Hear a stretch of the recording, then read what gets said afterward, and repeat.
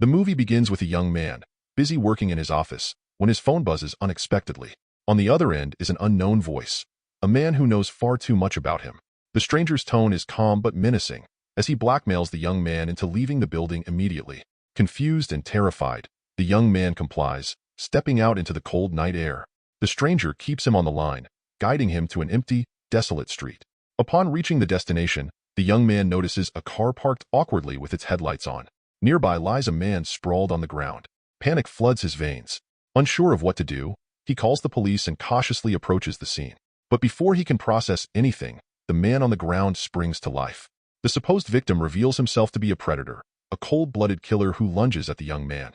The next day, Detective John Luther and his partner Martin arrive at the grim crime scene.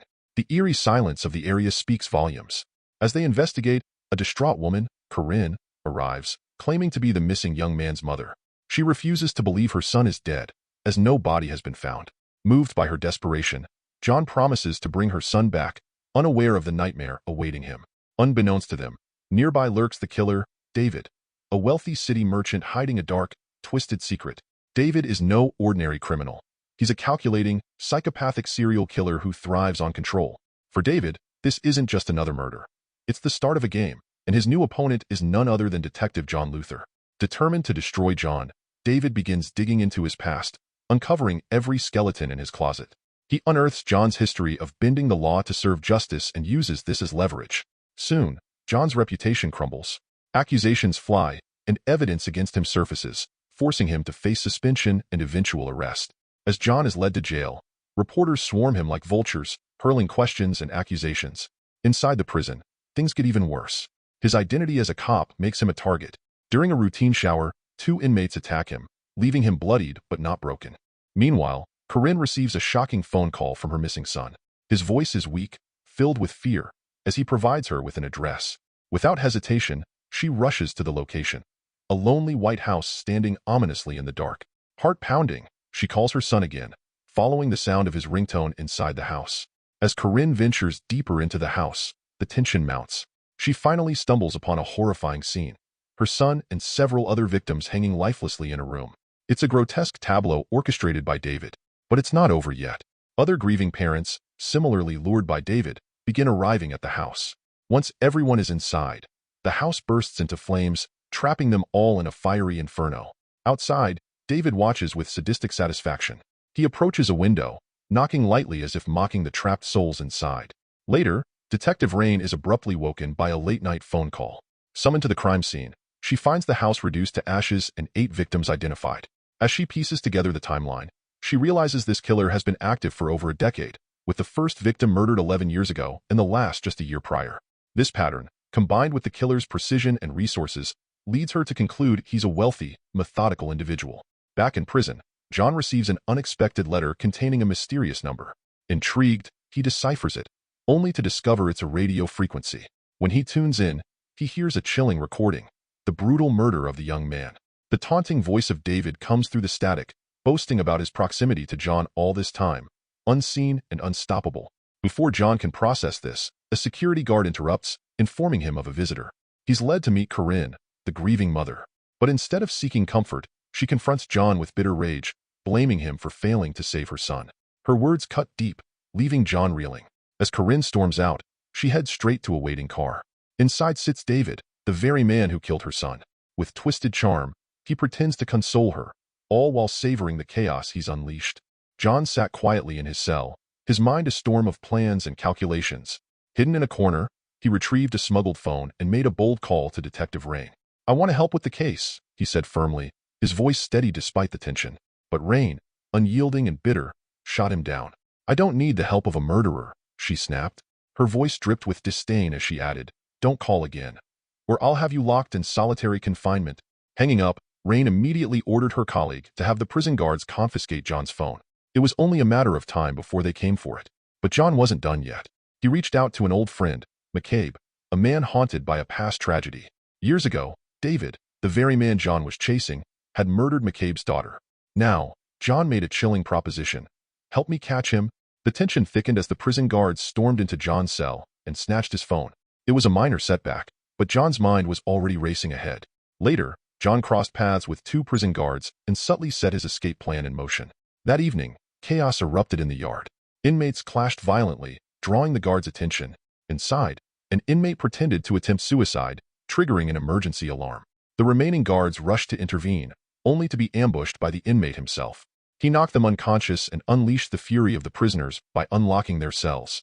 The freed inmates, like a tidal wave of chaos, headed straight for John's cell, their intent clear: vengeance. As they approached, one of them doused gasoline into his cell and set it ablaze. With flames surrounding him, John grabbed a burning mattress, using it as both a shield and a weapon. He charged at his attackers, but soon found himself overwhelmed. 6 inmates surrounded him, their fists relentless. Bruised and bloodied, John's survival instincts kicked in. He fought his way free and bolted, his every breath a battle for survival. Suddenly, the deafening boom of a flash grenade shattered the chaos. Special forces stormed in, spraying the rioters with high-pressure water and swiftly regaining control. Before John could process what was happening, the officers grabbed him and cuffed him, dragging him to a transport van. His escape had failed, or so it seemed. On the road, the van screeched to a halt. A group of armed men emerged, led by none other than McCabe. In a swift and calculated move, they freed John and disappeared into the night. Elsewhere, David moved with unsettling calm. Carrying a bouquet of flowers, he visited his ex-wife, a woman he had scarred for life, both emotionally and physically. Years ago, enraged by her affair with a Frenchman, David had killed her lover, thrown acid on her face, and confined her to a wheelchair. She was now a prisoner of his twisted love. Meanwhile, McCabe took John to a hidden garage, where his old car awaited. John handed McCabe a wad of cash and expressed his gratitude. But the hunt was far from over. Detective Rain, now informed of John's escape, turned to Martin, a retired detective and one of John's old friends. Desperate, she asked for his help. Martin agreed and began his investigation at the prison. Inside John's cell, he discovered a voice recording on the radio. Piecing the clues together, Martin instructed Rain to trace the signal's origin. "That's where John's heading," he declared. Martin was right. John had already tracked the signal's source and arrived at its destination, a remote hideout. There, he confronted the radio host who had broadcasted the cryptic message. The man panicked and ran, but John was relentless. Catching him, John began a brutal interrogation. "I was forced to play the recording," the host stammered, fear etched on his face. He revealed that he had never met David. Their only communication was through text messages, sent from burner numbers that changed daily. The pieces of the puzzle were falling into place, but the picture they formed was darker than John had imagined. David was always one step ahead, his moves calculated and cold. Chaos unfolds in the city as the police race towards a building where John was last seen. But by the time they arrive, he's gone, leaving behind nothing but a terrified radio host, a pawn in his relentless mission. The police scramble to piece together what's happening, unaware they're already several steps behind. Meanwhile, the scene shifts to David, a calculating mastermind with no regard for human life. He calls his collaborator, who reveals a sinister plan.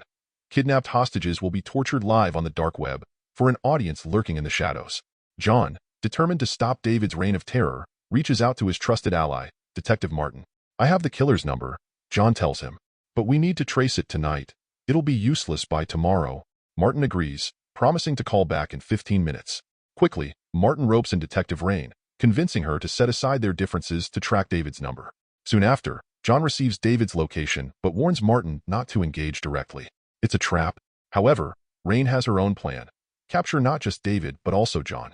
The tension builds as GoPro-clad figures appear on nearby rooftops, silently recording the chaos below. John wastes no time. He calls David directly. As David answers, their eyes lock across the street. David bolts. In a desperate move, he grabs an innocent bystander, using them as a human shield. "Back off," he shouts at John. Before John can act, panic erupts. The rooftop figures begin leaping to their deaths, one by one. Screams fill the air as the crowd scatters in terror. Amid the chaos, Detective Rain and her team arrive, guns drawn. She orders John to surrender, but David uses the distraction to escape into the subway. John gives chase, following him into the tunnels, where the two engage in a brutal fist fight. But before John can subdue David, an officer arrives and strikes him, allowing David to escape. The officer pays the price. David stabs him in the thigh. Yet, even in pain, the officer tells John to keep going. Catch him. As David vanishes into the shadows, he contacts a corrupt detective, instructing him to eliminate John. Then, he calls his loyal aide, Arkady, with a chilling command. "Start the show?" Wounded but undeterred, John finds refuge in an abandoned house and tends to his injuries. He contacts Rain, sharing critical insights into David's dark web operations and the psychological games he plays to control his victims. But Rain has her own struggles. As she calls her daughter to reassure her, David infiltrates her home and kidnaps the girl. Unaware of this, John visits Corinne, a key figure in his quest for answers. During their conversation, John learns a shocking truth. Corinne has been seeing a man who fits David's description. It dawns on him that David has been manipulating her all along. The revelation takes a sinister turn when David calls Rain from her daughter's phone, giving her an ultimatum. Eliminate John, or your daughter dies. Forced to comply, Rain lures John into a meeting under the guise of cooperation. But as she prepares to betray him, guilt consumes her. In a moment of clarity, she decides to team up with John instead. Their alliance leads them to David's ex-wife, who reveals the location of his notorious Red Bunker, a site of unimaginable horrors. The bunker is hidden in a remote house in Norway. However, their plan doesn't go unnoticed. The corrupt detective informs David of their destination. Furious, David orders the detective to silence his ex-wife permanently. That night, as the detective breaks into her home to kill her, he's intercepted by the police. Realizing escape is impossible, he injects himself with poison, ending his life. Rain and John arrive in Norway, only to find what seems to be Rain's daughter's lifeless body. Grief-stricken, Rain approaches, but something feels off. The body isn't her daughter. Before she can process this, David's aide attacks, choking her with a rope. Meanwhile, John ventures into the bunker, where David ambushes him. John regains consciousness tied to a chair as David gleefully begins his live-streamed show. The Red Bunker comes alive with terror. David forces Rain to stab John in the stomach, threatening her daughter's life. Then, he demands John smash Rain's knee with a hammer. But John resists, revealing that David's ex-wife has already alerted the authorities. The tension reaches its peak as David's followers, realizing the police are closing in, begin abandoning the live stream. David, sensing his empire crumbling, attempts to flee. John breaks free and chases David through the bunker, while Rain fights off Arkady to save her daughter. David escapes into a car, but John leaps inside. A high-stakes struggle ensues as the vehicle plunges into freezing waters. Underwater, David meets his end, trapped beneath the icy depths. John, on the brink of death, retrieves David's phone and uses it to unlock the bunker, freeing the captives. Moments later, divers pull John from the water, barely alive. Despite his heroics, John is arrested for escaping prison. Months later, as he recovers, a senior MI5 official visits him with an offer: work for them, or return to prison. The stage is set for a new chapter in John's life. The end. And that wraps up the chaos, suspense, and dark twists of Luther, the Fallen Son. Just when you think it's over, Luther finds himself pulled into a bigger game. Was justice truly served, or did the line between hero and outlaw blur even further? Share your thoughts in the comments. For more gripping stories and intense recaps, stay tuned to Movies Unboxed.